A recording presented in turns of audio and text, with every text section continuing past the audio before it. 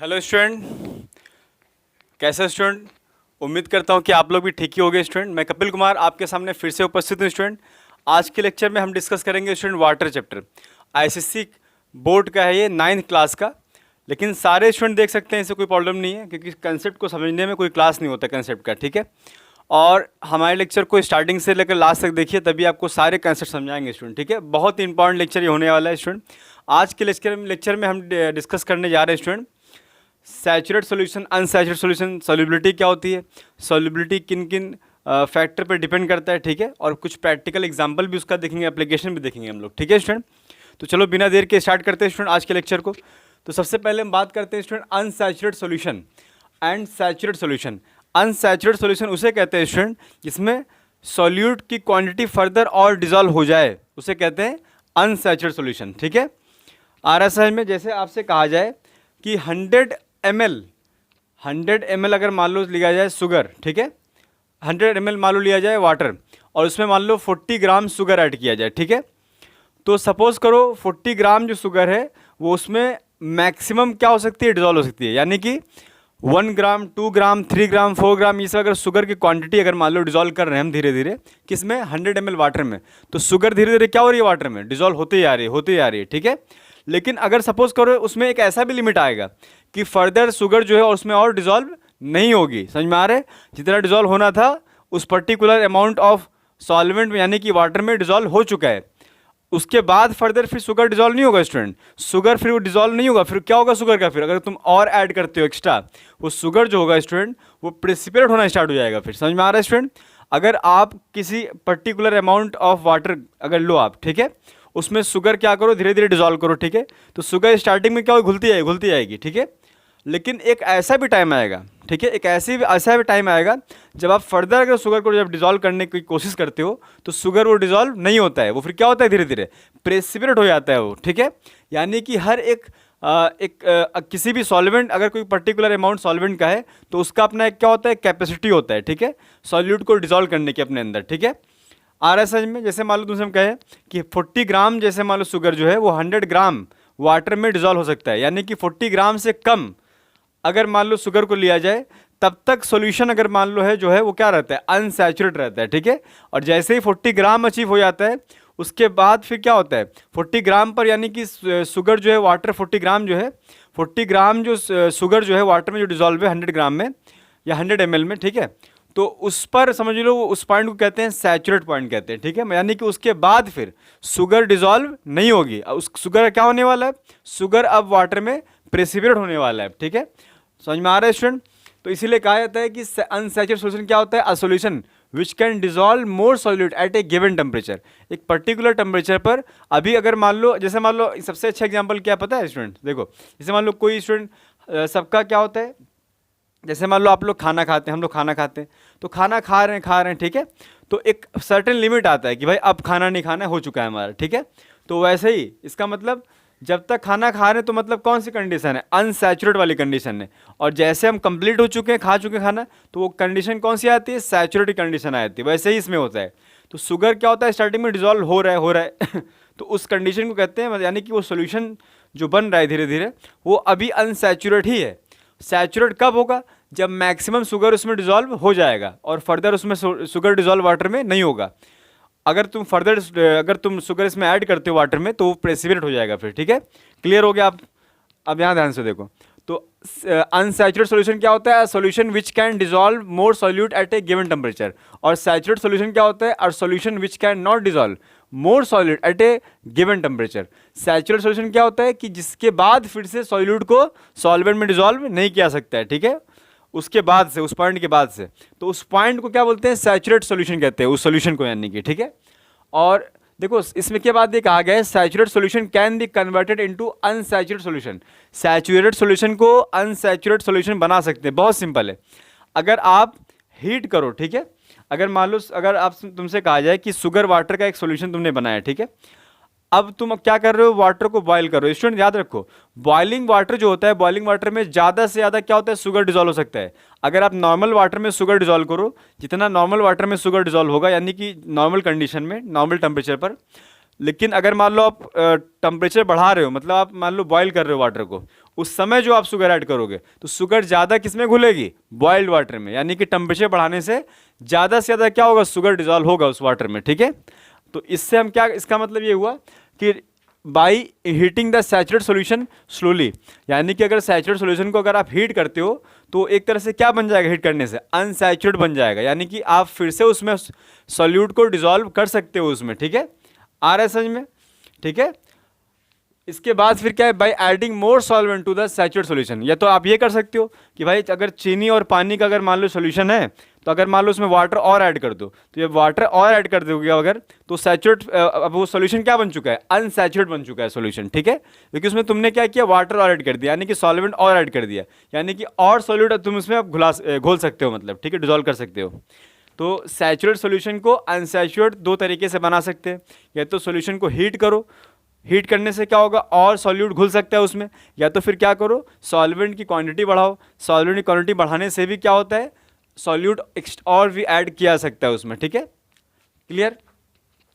लेकिन ये सब जो कंडीशन जो है सैचुरेशन पॉइंट तक ही लिया जाता है, ठीक है। उसके बाद अगर ऐड करते हो शुगर तो कोई मतलब ही नहीं है, क्योंकि प्रेसिपिटेट होना स्टार्ट हो जाएगा शुगर, ठीक है, नीचे जमना स्टार्ट हो जाएगा। इसके बाद ध्यान से देखो स्टूडेंट, एक कंडीशन क्या आता है, super saturate solution. Super saturate solution क्या होता है, a solution which contain more solute as compare to present in saturate solution at a given temperature. मतलब ये हुआ स्टूडेंट, जैसे मान लो तुमसे कहा जाए कि एक शुगर और वाटर का एक सोल्यूशन है, ठीक है, सैचुरेट सोल्यूशन है, यानी कि फर्दर उसमें शुगर डिजॉल्व नहीं हो सकता है, लेकिन आप कर क्या रहे हो, हीट कर दिए उसको, ठीक है, उस सोल्यूशन को। तो बताओ हीट करने से क्या होगा, हीट करने से डिमांड और बढ़ जाएगा उस सोल्यूशन का, कि और शुगर उसमें डिजॉल्व हो सकता है, तो यानी कि और सॉल्यूट डिजॉल्व हो जा रहा है, ठीक है, समझ में आ रहा है। तो उसी कंडीशन को बोलते हैं सुपर सैचुरेट सोल्यूशन, यानी कि और एक्स्ट्रा, मतलब इसमें सॉल्यूट डिजॉल्व हो जाए। तो ये एक्स्ट्रा सॉल्यूट कब डिजॉल्व होगा, जब टेम्परेचर तुम बढ़ा रहे हो तभी तो ऐसा हो रहा है, ठीक है। इसके बाद फिर क्या है स्टूडेंट, सॉल्युबिलिटी। सॉल्युबिलिटी की अगर हम बात करें स्टूडेंट, सॉल्युबिलिटी होता है क्या है, सॉल्युबिलिटी उसी पॉइंट को कहते हैं, सैचुरेटेड पॉइंट को कहते हैं। सॉल्युबिलिटी होती क्या है, the solubility of A solute in a solvent eight a particular temperature is a maximum amount of solute in gram that can be dissolve in 100 gram of solvent. मतलब किसी भी solute का मतलब मैक्सिमम सॉल्यूट, ठीक है, जो है वो 100 ग्राम 100 ग्राम, यानी कि यहाँ पर स्टैंडर्ड माना गया है, सॉल्युबिलिटी हमेशा 100 ग्राम सॉल्वेंट में ही नापा जाता है, मेजर किया जाता है, इसीलिए कह दिया गया, ठीक है।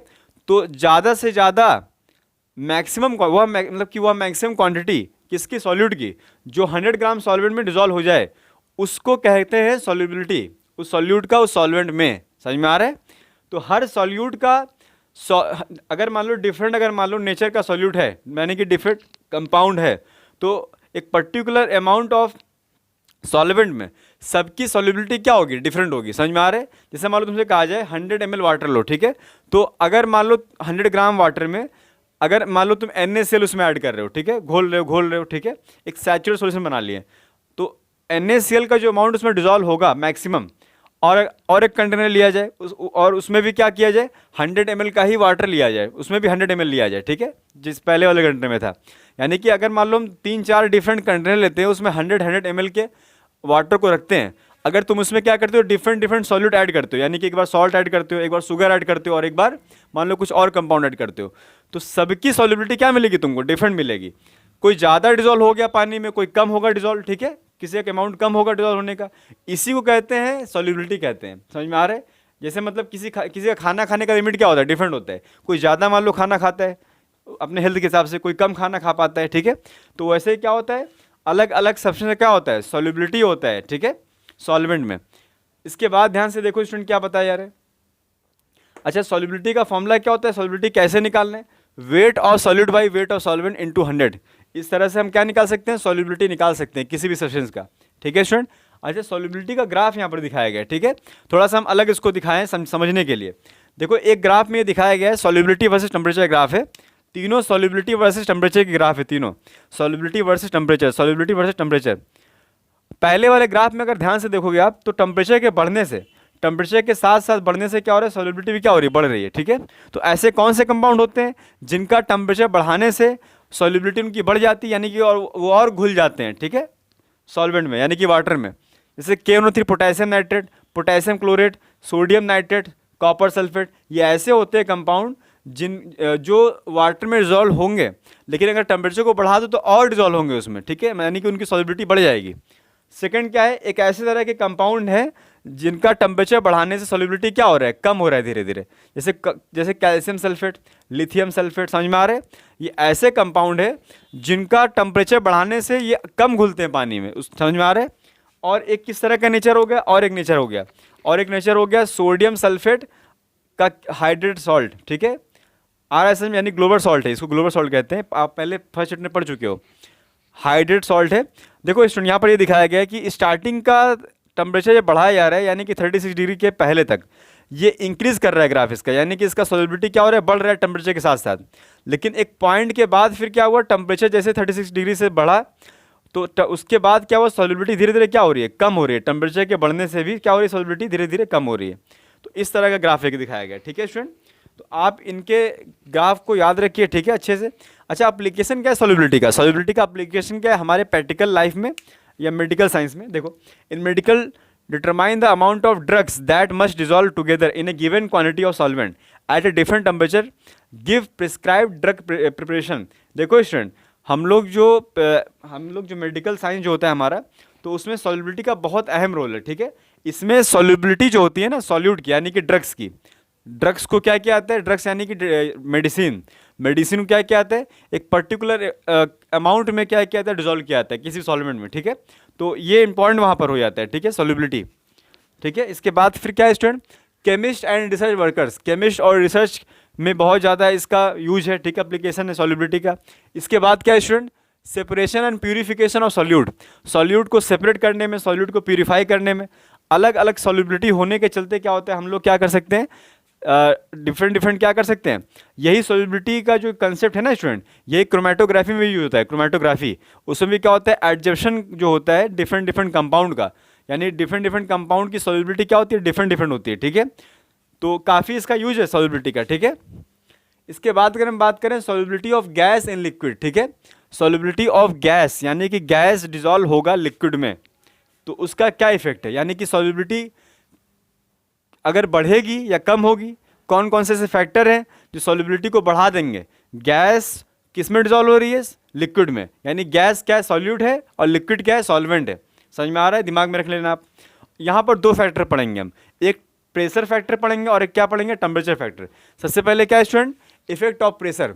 प्रेशर का क्या इफेक्ट है स्टूडेंट, सिंपल सी बात याद रखो, अगर आप प्रेशर को इंक्रीज करते हो वाटर का, ठीक है, मतलब सॉल्वेंट का, तो उसमें जो भी गैस घुली हुई है, ठीक है, आ रहा है समझ में, या फिर अगर आप गैस को उसमें क्या करना चाहते हो, डिजोल्व करना चाहते हो, तो प्रेशर इंक्रीज करने से क्या होगा, गैस ज़्यादा से ज़्यादा क्या होगा, उस वाटर में डिजोल्व होगा। यानी कि प्रेशर इंक्रीज करने से गैस की सॉल्युबिलिटी क्या होगी, बढ़ेगी वाटर में, समझ में आ रहा है, याद रखना आप। और प्रेशर के कम करने से गैस की सॉल्युबिलिटी क्या होगी, डिक्रीज होगी वाटर में, ठीक है, या किसी भी सॉल्वेंट में, ठीक है। इसके बाद अगर बात करें इसी के ऊपर क्या है, हेनरी लॉ बेस्ड, इसके ऊपर हेनरी लॉ आप आगे ही पढ़ोगे 11 में, 12 में पढ़ोगे, 12 में हेनरी लॉ है सॉल्यूशन चैप्टर में, ठीक है। लेकिन यहाँ पर भी एप्लीकेशन यही एप्लीकेशन है। At any given temperature mass of a gas dissolve in fix volume of liquid is directly proportional to the pressure on the surface of the liquid. इसमें क्या बोला जा रहा है कि at a given temperature mass जो होगा कोई भी गैस का, जो भी गैस जो होगी, कोई भी गैस, हर गैस की अपनी अपनी क्या होती है, मास होगी, सबका मास होता है। तो वो अगर मान लो किसी पर्टिकुलर लिक्विड में डिजॉल्व हो रहा है, तो वो किसके डायरेक्टली प्रोपोर्शनल है, प्रेशर अप्लाइड। जो भी आप प्रेशर अप्लाई करते हो, ज़्यादा से ज़्यादा अगर प्रेशर अप्लाई करोगे तो वो गैस क्या होगी, ज़्यादा से ज़्यादा डिजॉल्व होगी, किसमें, लिक्विड में। समझ में आ रहा है, ये बताया गया है, ज़्यादा अमाउंट जो होगा गैस का वो क्या होगा, डिजॉल्व होगा लिक्विड में, यही हेनरी लॉ है, ठीक है।